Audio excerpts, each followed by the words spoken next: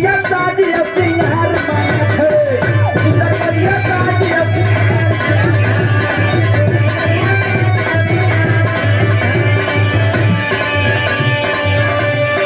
अपने बाबू सोना के प्यार मानत है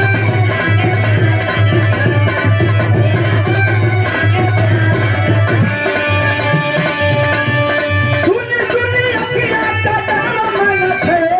सुनी सुनी अखियां का तारा मानत है भौजी से तू ना दे बरवा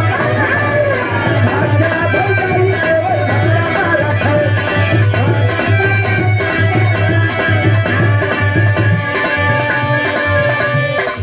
पहली हो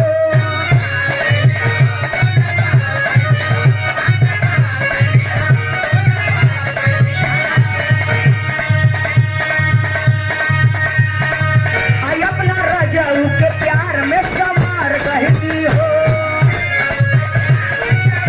ए हो।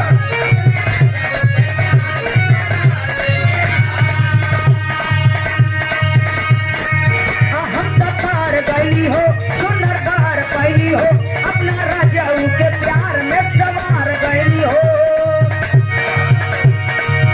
ई खुशी रहे ना गवारे सखी पिया दुलारे हाय हाय रे हमर पिया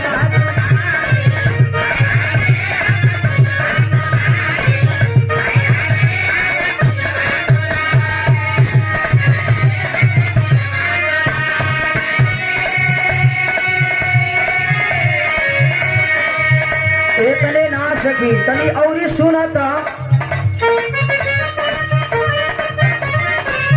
ऐसन पति मिले मुश्किल से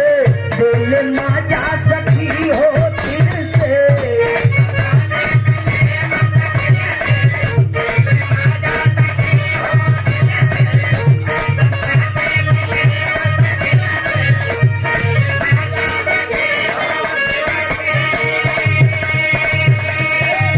ऐसन पति मिले मुश्किल से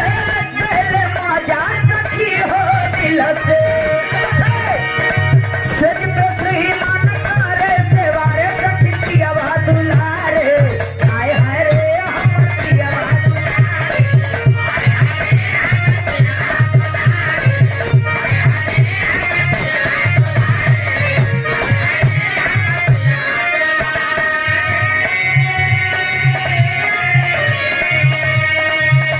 कोनो देवर अपने भौजाई के बखाना था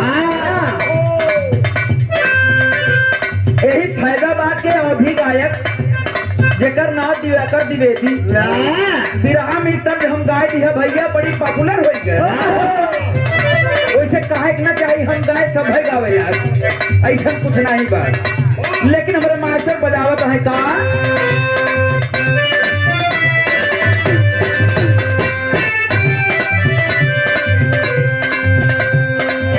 ध्यान साहब प्रीतिपाल जी सुंदर गोरिया साजिया सिंगार मानत है